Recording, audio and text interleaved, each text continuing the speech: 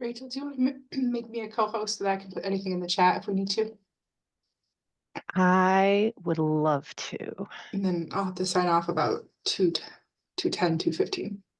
Okay.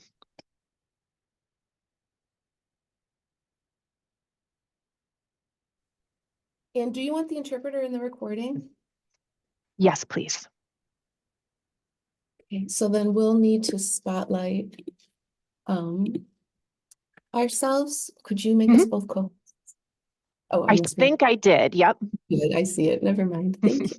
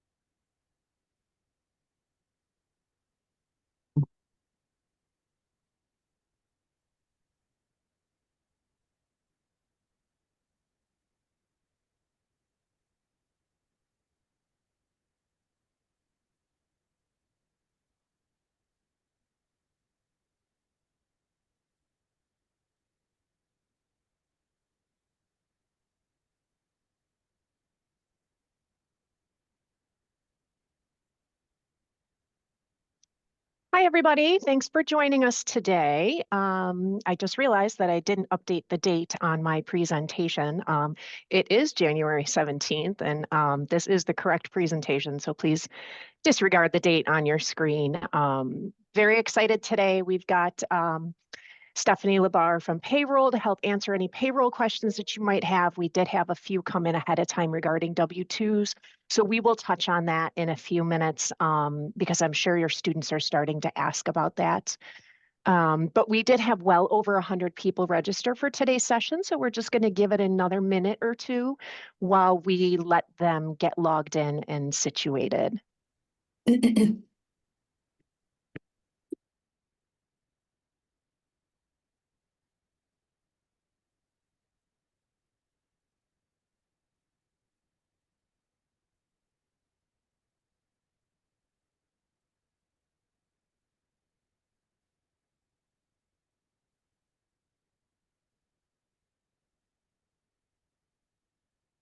Well, it looks like our registration number, our entry number has slowed down a little bit. So I think we'll go ahead and get started. We do have a lot that we want to touch base on today.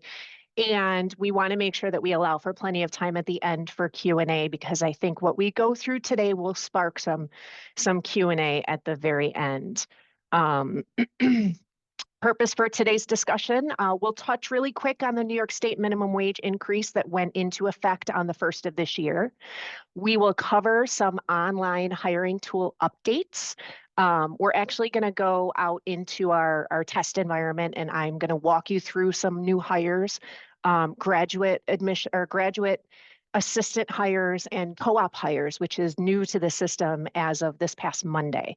So we'll go ahead and take a look at that. A searchable function that you now have, so you can go through and search through your submissions, and a couple other things. For those of you who don't yet know us, we are your SEO representatives. Myself, Amanda, Lilith, and Alex, we're all here to help you out. Any general questions, we do encourage you to send them to our general student employment at rit.edu email address. That address is monitored all day long by somebody within our office, whether it's one of us four or one of our front desk staff. So you're better apt to get an answer if you email that general email box rather than one of us directly, especially this time of year when we are really swamped with student hiring. So we do encourage you to do that. As we go through the session today, if you have any questions that pop up, you can go ahead and throw them in the Q&A feature, and our staff will either answer them for you there or leave them and we can answer them live if they feel that it's an important one that we want to share with the group. And I do just want to take a moment and thank our interpreters who are here. They always provide such a wonderful service to us. So thank you so much for being here and providing us your service.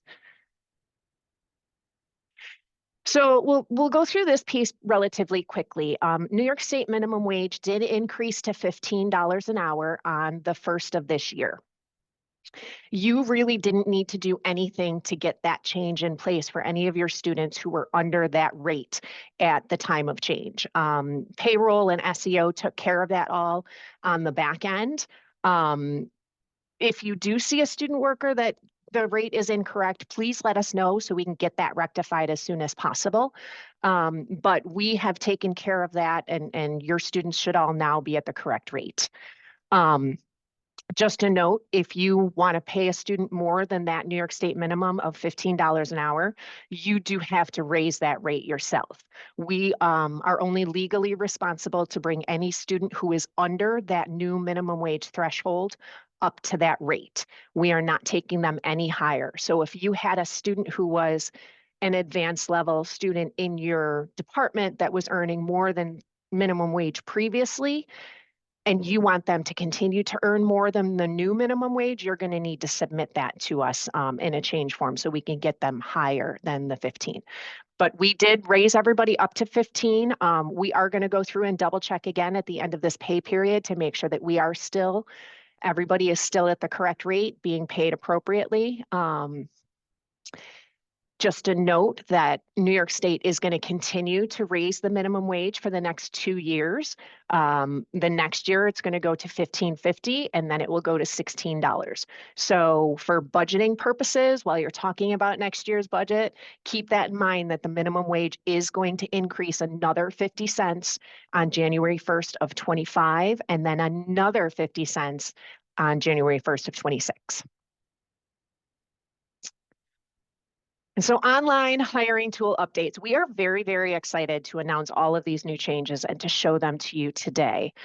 But we do need to send a big thank you out to our team of developers who really put this together for us. We went through all of these processes, but Scott Mitchell, Lubomir Kulak, Eric Engert, I know they're not on the session today, but these guys really did the heavy lifting to get us to where we are.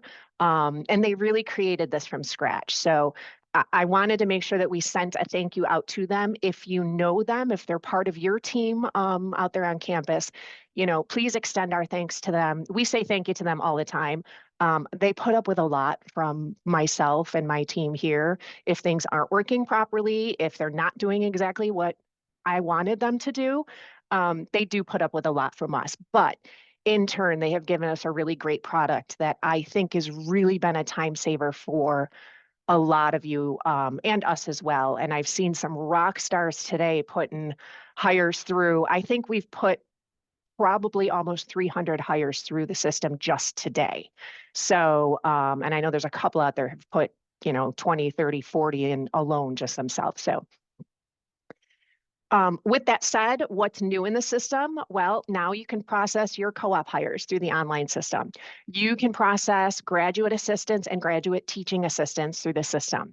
You can search your pending requests and see where they are in the processing. And on our end, we now have some fields that we can edit, which we couldn't do in the past.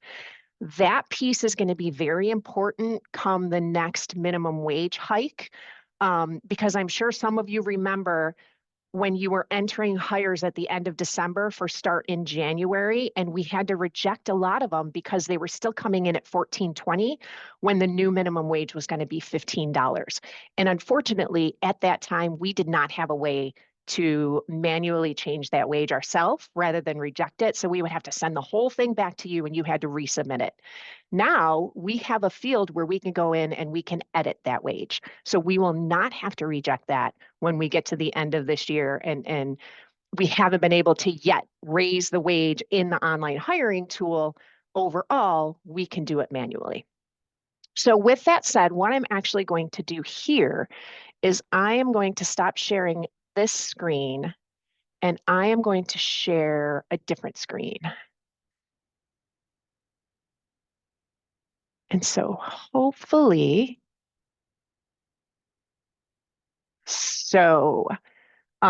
if one of my team can just let me know that you can see the, Yes. okay, perfect. So you can see now the student hire request page. Is that correct? Correct. Perfect. So just a heads up, I am in one of the test environments right now, so it may not work as quickly as we want it to, but it is going to do what I need it to do. It just may take an extra second or two. Don't be discouraged. The production live site works much faster than this testing environment. So the first thing I do want to show you is this view pending student hire requests. You now have the ability to go in and view the pending requests that you've put in. So if you click on that, it's going to take you to your list of any students you've entered that are currently in a pending status or have not yet been pulled into Oracle. It'll tell you what their status is, where they are. Once they do get pulled into Oracle, then they're going to clear out of this list. So you can see we've got a couple in here. You can disregard this one for Alexander Miller. That was an old test that we can't seem to clear for some reason, but you can see this one here, Cyrus. I just entered them as a co-op a few minutes ago and approved the job, and now they're in here approved, waiting to be pulled into payroll. So you'll be able to search your students in here. I'm going to go ahead back to the page, and I'm actually going to process a couple hires to show you how to go through the process, and then we'll go back to this pending student hire page and you can see where they are. So the first piece of this hasn't changed. You're still going to go and you're going to enter, hold on, I got to find my list of UIDs. You're going to enter your student's university ID. And I love to use my student employment students when I do these tests. So you'll see some of my students go through this process right now. So we're going to hire Z Junlin. He is one of my current students, but we're going to hire him as a co-op. So when you come down here to student employee type, you now can click either regular, that would be your regular student hire, your co-op, or grad student. So we'll start with co-op. Click next. Now it shows us that this is going to be a co-op job. You want to enter the hiring supervisor, so we're going to put that in as me. My organization is co-op and career services. So for those of you that didn't know, student employment does fall under co-op and career services. We are a separate office from co-op and career services, but we funnel up through them through the academic affairs division. We're going to enter the start date as today. As you know, co-ops always have to have an end date. And just a note, we can only hire a co-op student for the terms that we can confirm that they're registered in SIS for co-op. So as of right now, the beginning of spring semester, all we can confirm in SIS is that they're registered for co-op for spring. Those of you who are trying to hire co-ops for a double block through the summer, unfortunately, we won't be able to verify registration until summer registration opens for the students and they can go into SIS and register for a summer co-op. So we will end date their co-op at the end of spring. You'll be able to extend their co-op through summer once they take care of that summer registration. So we're going to end date this on May 16th, which is just after the end of the semester. We're going to give them an hourly wage of $17. They're working 40 hours a week because they are a co-op. And in expense account, because we have identified that this is going to be a co-op job, when I put my account number in here, all that is going to show up is the different account numbers that are available to me under co-op. So under that 71300, in my department, we have a couple different co-ops with a couple different project numbers, but only the co-op accounts are going to appear. I'm just going to go ahead and pick this first one. I don't even know what these project numbers are. If you have comments you want to enter, you can. It's not necessary. This is all the information that we need, and you click submit. You have just entered your first student for a co-op hire through the online tool. It's that easy. Much, much easier than sending the paper form to SEO submit forms. You do have the option of creating a template for your co-op. So if you're hiring 5 or 6 co-ops, you can create that template when you're hiring your first student and then utilize that template for your next students. It's that easy. So now that we've hired our first co-op, let's go into view pending student hire requests. And we should see Z show up here, right here. Co-op job request has been entered and is under review by Student Employment Office. This means that it has come to our office so that we can either review it and approve it, review it and reject it if there's something funny. If there's no reason for our office to review it, it will go automatically to that job has been approved and is pending import to payroll. So if the system has reviewed this student and identifies that they are registered for co-op and SIS, that the dates coincide with this current semester, and that the wage isn't extravagant, it'll just let it flow through. It won't even need to come to me for review. But at least you now have a status of where it is in our system. So we're going to go back and now we are going to hire a graduate assistant, an hourly graduate assistant. So this would be one of our, let's say, GAs, GGA, or G-Tech A. So let's go ahead and use one of my other student employees. So we are going to hire Shreya as a grad student. So we're going to click grad. Click next. This is telling me that Shreya's in here. She's in the system. And we now need to pick which type of graduate assistant we're going to hire them as. So I'm going to hire Shreya as an hourly GA. Your first 3 options are your hourly roles. Your second 2 are your salaried GTAs. This last other graduate assistant is a student affairs only option. So if you are in anything else than student affairs, you won't have the ability to hire as an other graduate assistant. All the academic departments must hire in one of these other 5 categories. So we'll click graduate assistant. Where do we want to put this student? Well, let's put him here. I don't know the account number for there, so we're just going to pick any hiring supervisor. And then we're going to click. Now, you can hire them for a full year. You can hire them just for fall, spring, summer. You have to click what you're hiring them for. This will automatically populate what is considered the semester start and end dates, but these dates are completely editable. Now, as a reminder, the online hiring tool is meant to use the exact hire date, the exact start date of your student. So if your student is starting tomorrow, then we can go ahead and pick tomorrow as their start date. You can put any end date that you want. The student will fall out of your Chronos at the end of the pay period that date falls in. So if you don't want that student working past the 15th, you just leave the 15th there. If you want to back it up to the 10th, we can do that. And then this is going to tell you what that hourly minimum and maximum can be. This is taken directly from the salary scale that is approved by the graduate school for all graduate assistants.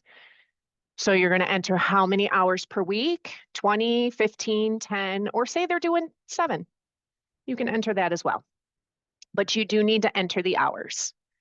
And then their hourly wage, we'll put 16, and then an expense account. So I'm just going to pull one out of the air. We'll go with mechanical engineering.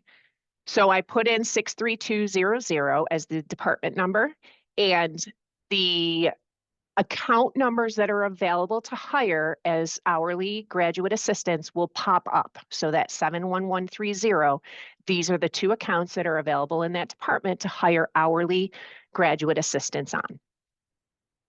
So we'll pick that one. Career Connect number is not required. You're going to scroll down, and this piece right here mimics the job description that is required to be submitted with the paper hire forms.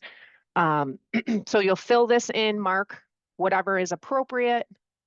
If there's any other duties or required qualifications, you can type that in there and then click submit.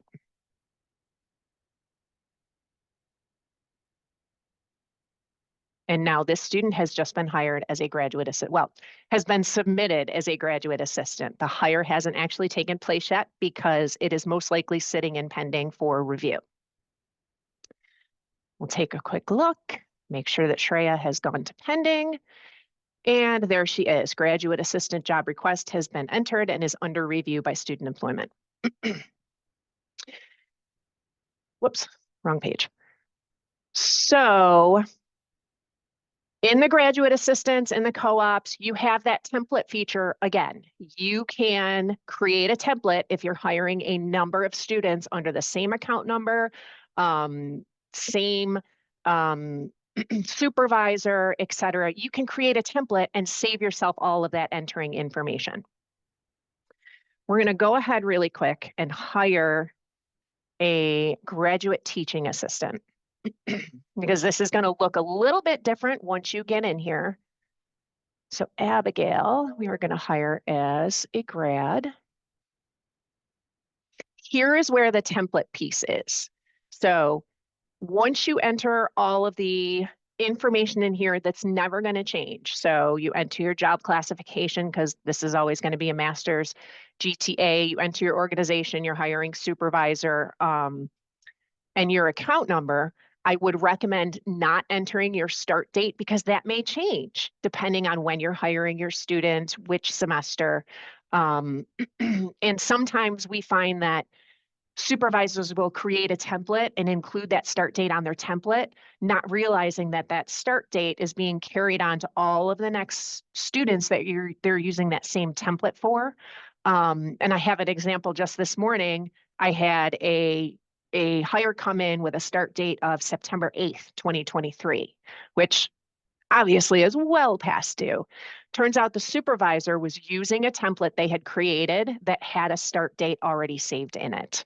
So they just used that template, not thinking to change the start date, and sent it our way. Student hadn't actually started yet. Whew, thank goodness. And we were able to make that correction really quickly. So we are going to hire this student as a graduate teaching assistant. Again, I'm just going to pick any organization and any supervisor out of this. And then you do need to click whether it's a full year, just fall, just spring, or one of those very rare summer GTA appointments. So we're going to click spring. You also need to enter the faculty supervisor. We know that every graduate teaching assistant has a faculty supervisor, so you need to enter that into here. I'm just going to pick one.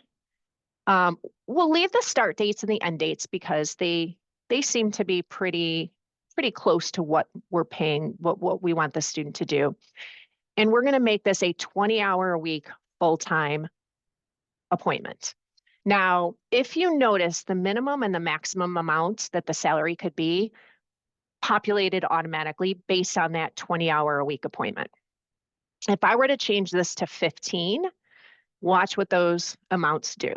They prorate for that lower than full-time appointment. Same thing, if I do it for 10, they prorate again.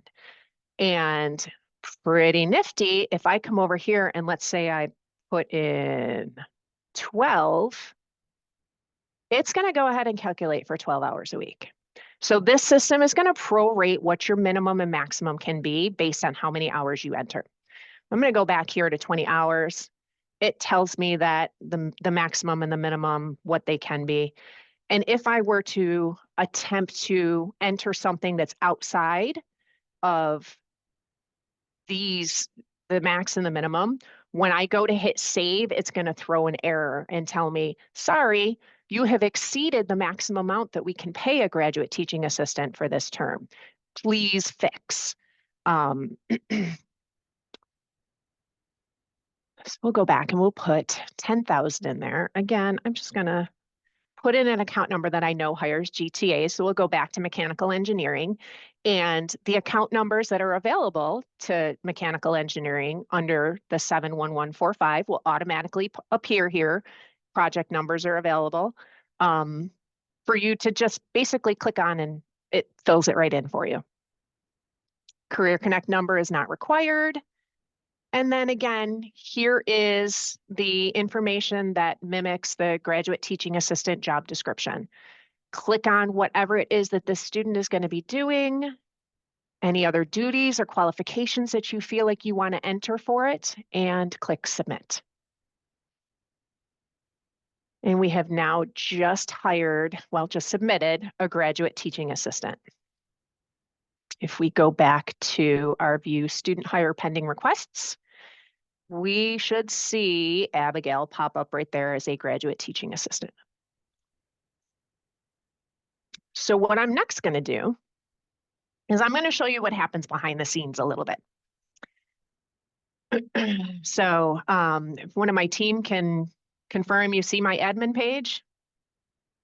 Yep. Okay. I heard it through the door. So this is what we see on our end. This is the administration page. And I just want to update this really quick because all of those students that I just hired are going to come into my pending.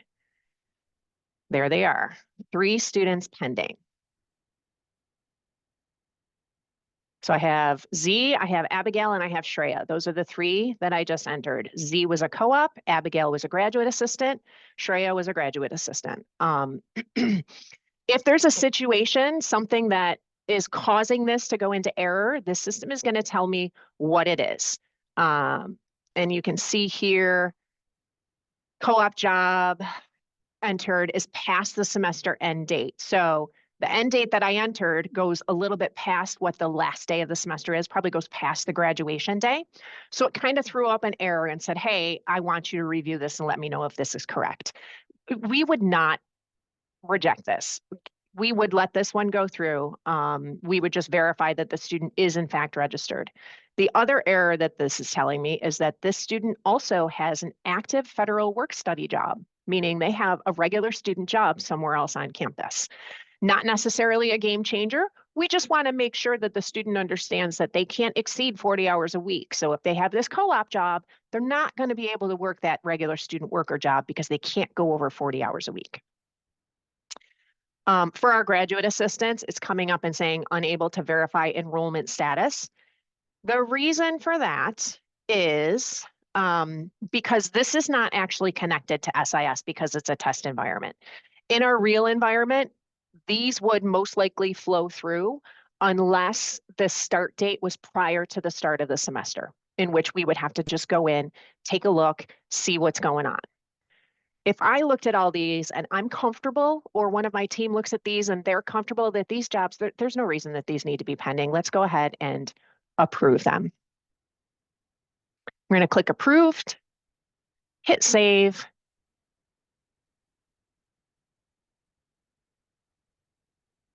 And my system is taking its sweet time. There we go. Now they're gone. If I go back to my home page, you'll see they're out of my pending box. If I go into my pending student hires and I refresh this page, we should see some updates to some of those students. And we do. We can see that Z, Shreya, and Abigail have all gone from under review to approved and now pending import to payroll. So now you know where they are. They've been approved. They're waiting to get pulled into payroll. That's where they're sitting. Payroll it's not an automatic update. They update periodically throughout the day. So you may see these here now, and in 2 hours, they'll be gone because they've been pulled into the payroll system. But at least this gives you an idea of where they are in the system, that you have in fact entered them, and they're going to show up when they're supposed to show up. If I can, I'm going to just share one more page so that you can see. Is this the one I want? Yes. All right, so this new page is our actual production page. I just wanted to give you a little bit of an idea of how things have been going. This completed box right there tells us how many students have been pulled into the payroll system through this online tool. So we have processed almost 2,100 students through this online tool since we launched it just a couple months ago. And I have to tell you, we've probably processed 300 to 400 just in the past couple days. It's been highly used, a lot of traffic on this. So I haven't updated my page in a bit. I just want to see if anything comes into pending or error. You can see I've got 5 brand new hires that have come into pending. What we need to do is I will go in, I will check those out. I will make sure they're all set. 99% of the time they're fine. There's just something that the system didn't like when it reviewed its records to say, hey, you might want to just take a look at this. Usually we get those approved relatively quickly so we can get them into the system. If there's a significant issue and the system can't pull them in, they'll error over here, and then we'll have to do some more research and find out what's going on. Many of you at this point have probably received email responses from our office for duplicate entries. If you have, what that means is that the student that you are attempting to hire is already hired on the account number that you are attempting to hire them on. Whether it was you and you mistakenly submitted it twice, whether there are more than one person in your department that is processing hires through the online system and you and they have submitted it, for whatever reason, the student's already in the system on that account number. We can't process it a second time. We'll just reject it and say, hey, duplicate entry, double check your Chronos. And then once these are cleared and pulled into the system, this 5, that'll move over here to completed. So we are trucking right along on these student hires using this online system. We really appreciate everybody who has been using it. We appreciate all of the feedback that you are providing to us, good and bad, because we are taking that feedback and we are making the changes that need to be made to make this system the most user-friendly for you. So that was a quick overview of what to expect when you're submitting co-ops and hires. For those of you who are attempting to use the online system and get the error that, access denied or whatever the error says, you do need to self-request access to it. You would do that through Oracle. You go to Preferences, Access Request. Then there's going to be a little button that says Request Access. It kind of seems funny that you have to click Access Request first and then Request Access, but that takes you to the page where you can check mark the box that says RIT Student Hire Request. The request will go to your supervisor, they'll approve it, and within minutes, you've got access to the online hire tool. Please don't reach out to ITS. Please contact us first if you don't have access so we can help walk you through self-requesting it, because if you have Oracle access, you have the ability to self-request. If you try and open a ticket with the RSC, it may get delayed just because they're dealing with so many other things on campus, and this is our thing. We know this back and forth, inside and out, so we can usually get you through pretty quickly. Just a few reminders as you're starting to use the online hire tool more frequently. Students will appear in Chronos on the date you entered as their start date. So if you entered them today with a start date of the 22nd, they're going to appear on the 22nd. Now, that is as long as payroll is not running. There is a delay because Chronos does not update while payroll is running their cycle to pay out the previous pay period. So usually from Friday through sometimes mid-Tuesday, there are no updates to Chronos. If you know the pay period just ended, you're missing your students, reach out to us. We can double check and make sure that they have been hired. Please do not resubmit through the online tool. Just because you don't see them doesn't mean they haven't been hired. If it's if it's payroll processing time, there's that couple day lag that we have to wait for payroll to finish their process. If you make a mistake using the online tool, please contact us immediately. We have the ability to edit some things in your submission. So if you made a mistake on the hire date, the end date, the wage, we can edit those on our end before it gets pushed through. So if you make a mistake and recognize it quickly, contact us immediately and we'll see what we can do. It may be a case where we've already pushed it through into the payroll system, and now we need to figure out the best way to correct it, whether that's with a hire form, a change form, purging the record and having you resubmit. There's a couple different routes that we may be able to take, but we need to check the record and see which the best route is. So if you make a mistake, you need to make a change, contact us. We'll tell you the best way to do it. As a reminder, the online tool is intended to use the actual start dates, not pay period start dates. So you can use, today. Today is not a pay period start date, but you could use that as the start date in the online hiring tool. And as a reminder, students really cannot begin working until you receive the communication that their I-9 is complete. So we had a couple questions come in ahead of time, which are great questions. These are the questions that keep us moving forward. And I am going to let Stephanie pop on really quick to talk about how students can access their W-2s. Stephanie, if you wouldn't mind.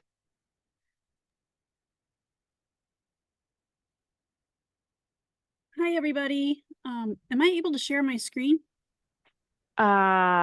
You know what? Let me make you a quick co-host and Or- you absolutely will be able to share your screen. Give me 1 second.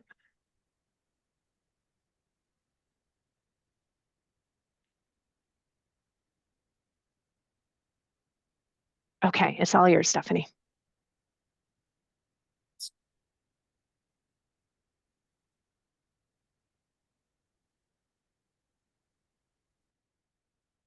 Okay. So we have like a little step-by-step instructions on how to view your W-2s if you don't know already. So if you go to, rit.edu, the controller page, here you will see our payroll website. You go to the side and on the bottom, we have W-2 information. And we've broken it out for current employees and also for former employees. And, your steps are you're going into your employee self-service. Under your payroll information, you're going to select W-2. You will see an ADP logo up in the left-hand corner. You'll click on that and select the year that you're looking for. And then you'll view your statement and you should be good to go.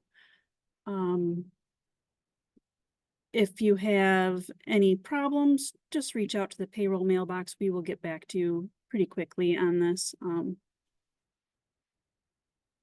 It's pretty quick and easy usually. Yep, I actually did mine yesterday. It was extremely fast. And they did post yesterday, so you should start Yeah. seeing them. Paper copies, they will be mailed out within the next week or so, so you will receive them by the end of the month. Awesome. If you don't, also reach out to us. But Awesome. And the process is the same for students as it is for regular faculty staff, correct? They go through the same steps? yes, Perfect. Thanks so much, Stephanie. you're welcome. All right, the next question I received was, where can I find a place that shows the status of students in the hiring process? I think I covered that, but if there's further questions on that, please feel free to reach out and we'll go through that again. When is it a good time to submit all of our summer student workers? So Do you want to share your screen, Rachel? Yep, I was just getting there. There we go. A good time to submit all of your summer student workers is after they've registered for either summer or fall. We can't accept any summer hiring until we see either registration for summer or registration for fall. They have to have the spring registration and then at least 3 credits for summer or fall in order to be eligible to work in the summer. So usually that's kind of mid-semester when registration opens, and then you can start as the students start trickling in and say, hey, I've registered, can I get hired for summer? Then you can start submitting those. But prior to that, we can't accept any hires.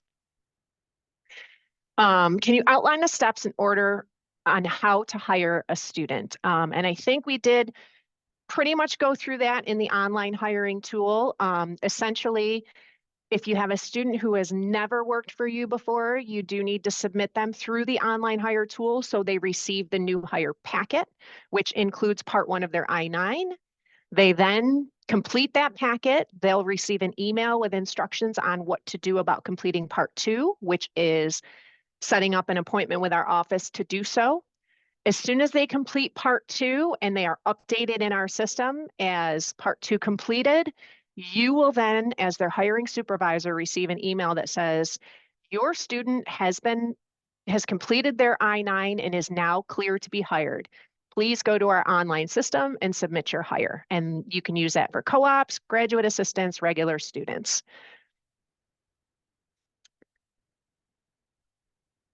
Okay, so now I'm going to get into, we've got quite a few that came in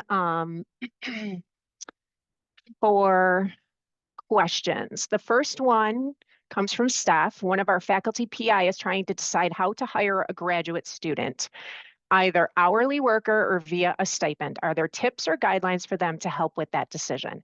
So the biggest takeaway you need from this is that if they're doing anything that resembles work, it has to be employment. It cannot be a stipend. Stipends are payment for things like research, anything that is not work. So if they have deliverables, if they have specific things they need to complete, if they are, performing, teaching in a class, grading papers, those type of things, those are deliverables. That's work. It must be an hourly payment. If you have more questions on that, please feel free to reach out to me directly and I can help you decipher, what is what. The difference between a GTA and a GA, a graduate teaching assistant is really primarily working with a professor on a class. They are assisting with recitation, they are assisting with grading papers, they are performing office hours, they are doing work in my courses. They really are assisting a teacher, assisting a professor, teaching a class. Graduate assistants can be doing office type work, hourly type jobs, filing, answering phones, preparing PowerPoints, those type of things. But if they're assisting a professor with teaching a class, then they're a GTA. They are paid a salary, not hourly, and their salary is paid biweekly. There are some documents on our website under graduate assistant guides that give you guidelines for each different type of graduate position, graduate assistant, graduate grading assistant, graduate teaching assistant, that helps clarify those a little bit further if you want to go out there and take a look at those.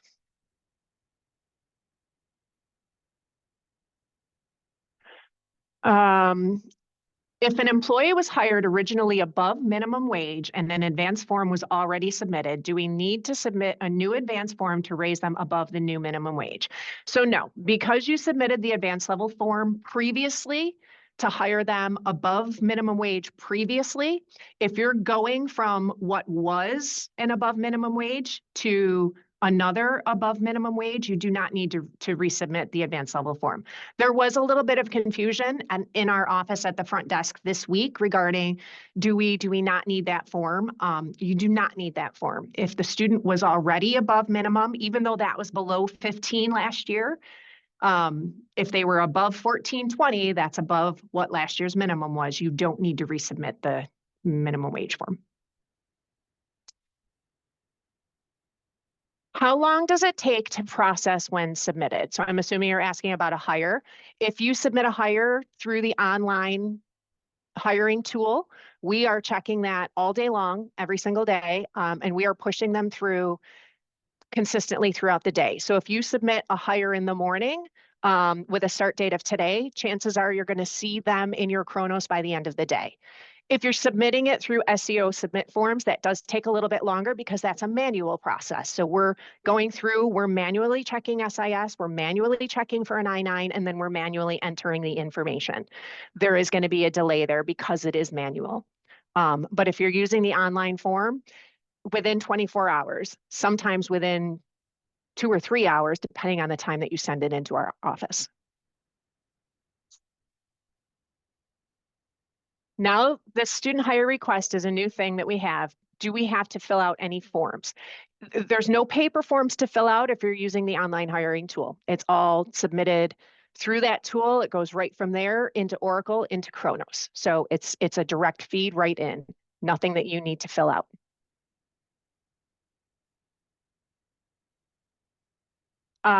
Regarding the wage for hourly GAs, what should we do if a PI wants to pay a GA at a higher rate than the max set in the online form?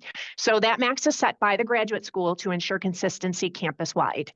We would not allow a rate higher than the $20 that's listed in the online hiring tool.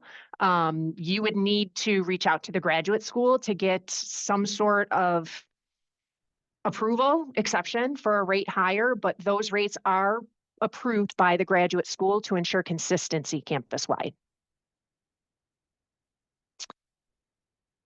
Does this process replace the submit forms to SEO? So this process is in addition. We are not eliminating the ability to send hire forms to SEO submit forms at rit.edu.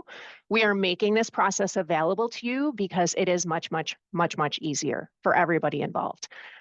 It was a request that came from our campus partners. Hey, we want an online system to make this faster. Here it is.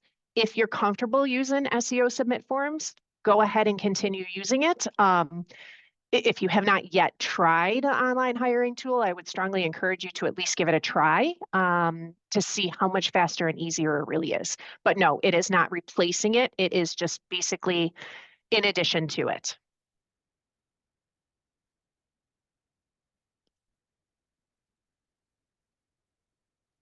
I believe the GTA minimum semester salary has increased from 10,000 to 11,000. So that's for PhD GTAs. PhDs did go up, and there, if you click on GTA PhD in the online hiring tool, it will give you a different salary range for those. I'm trying to remove students from Kronos that no longer work for us. I've tried submitting the end date form on Oracle, but that hasn't worked. The only option to do a paper form.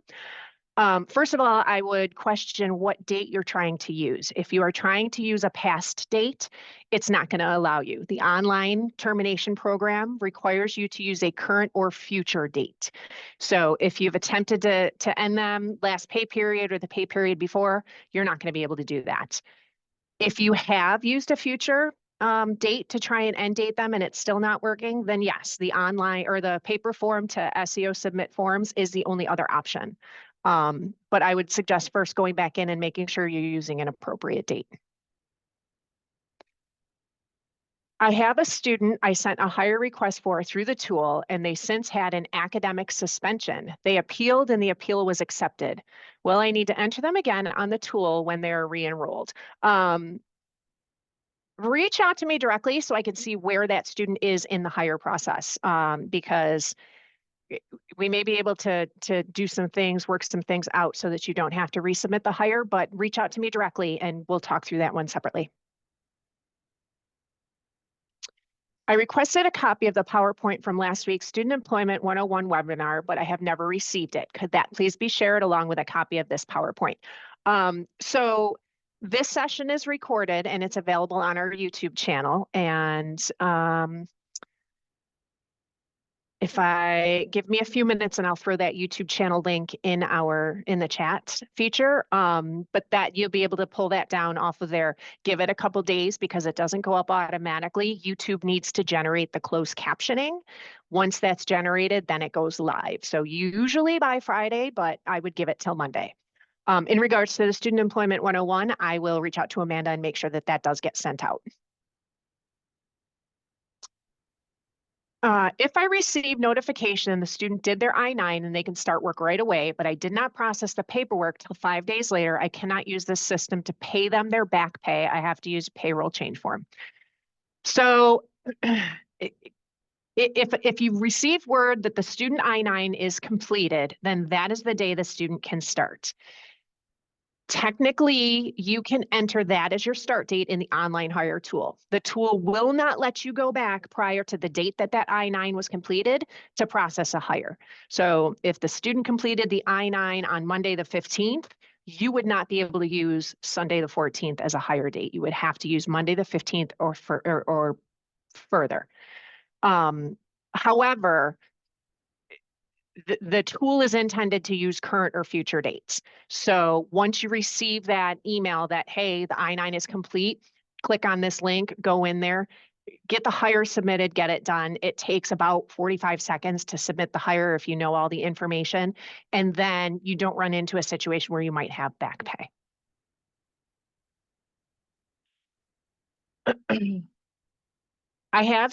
This is a great question, Sarah. I've had students giving me their SEO card email right after their appointment and started their paid training right away. But then when I get the automated email, it's sometimes the next day and it says not to put them in with a prior start date. Can I put the day they finish their I-9 or will I have to work directly with your office? No, you can use the date that they finish their I-9. That is the date that they'll be active in the system. So if they finish their I-9 today, you can use today. The reason you're not getting the email till tomorrow morning is because Equifax has to wait till the end of the day. They compile all of the Part 2 I-9s that were completed that day. They send us one big file and we update all those records on our end in Oracle all at once. And that file doesn't come until usually about 10:30 at night. So it is acceptable to allow that student to start working today.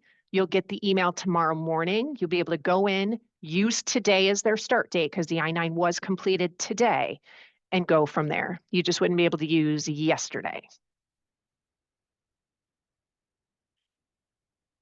Do students still need to do the eligibility form on your website? This is another great question.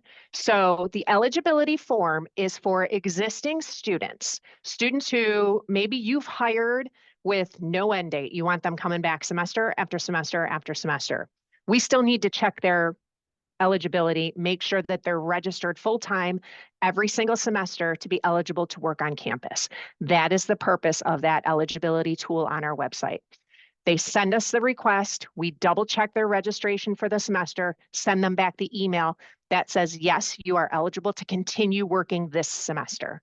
It really is a checks and balances to make sure you're not allowing a student to come back and work for you who may have either dropped down to part-time status, taken a semester off but didn't tell you. And believe me, these things happen.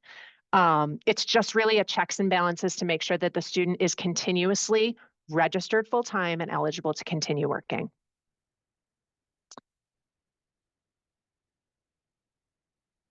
What should we do or who should we contact if a student has not appeared in Kronos after the hire date and they have been approved by SEO? Contact student employment at rit.edu, indicating that the student has still not appeared in Kronos. If we're not in that time frame where payroll is still running, which would be, end of the pay period through usually mid-Tuesday the following week, then we're going to want to troubleshoot why that student is not yet in Kronos. But what we need to know is we need to know the student name, the student UID, and what department number you're hiring that student into so that we look at the correct student and the correct job. We receive many requests into our inbox saying, my student's missing, what's going on? I have nothing further to use to find out what that student's name is.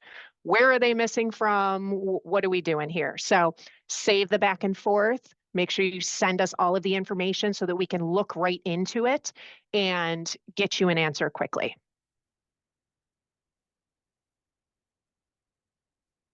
Will the faculty supervisor receive a notification for GTAs when they are processed? So the only time a faculty supervisor will receive a notification is if you entered them as a secondary notifier when triggering the new hire packet. They don't receive a notification when a hire has been processed. So no, yes and no. Yes, they'll receive the notification when an I-9 is done. No, they won't receive a notification when the hire's been processed. Can undergrad student who is taking 9 credit hours in a semester work more than 20 hours per week? No, the 20-hour limit is for everybody unless they're a co-op student. There is no exception for reduced credits or anything like that. 20 hours is the limit.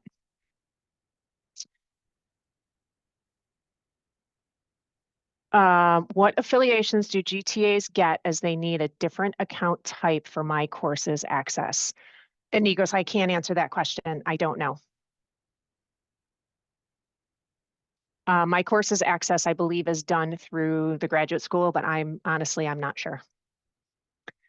How can we submit a job extension form online? So unfortunately, you can't. The online tool is only designed to be used for hires. We cannot make any changes to existing jobs using the online tool. If you know a job is ending on a certain date, you can submit using the online tool for basically a new hire using the next date as their start date. But we can't extend or change any existing jobs using the online hire tool.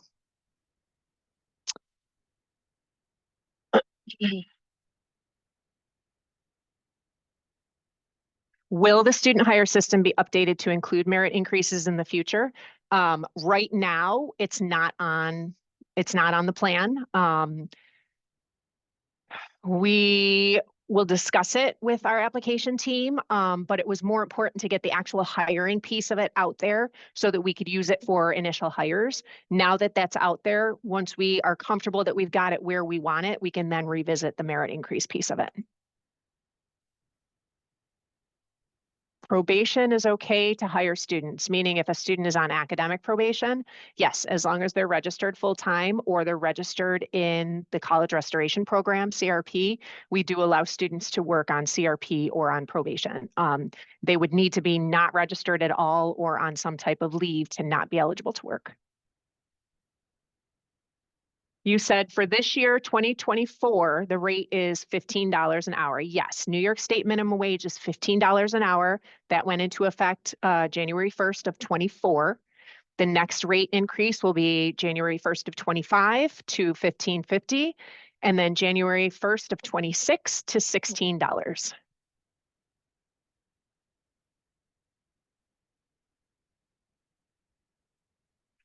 Even though my new student is in Kronos, I still need to wait for the okay that they can start working, or does having the badge number mean they're all set? That student appeared in Kronos, from our end, they're all set. That means their hire has been processed, they're clear to go. You can provide them their badge number. There's nothing more that our office needs to do with them. Those were some great questions. There's a couple a couple items in the chat. Just a note, departments that are hiring a large number of students, it's strongly recommended that you have some type of tracking system within your department to know whether or not you submitted hires, whether they were through SEO submit forms or the online tool.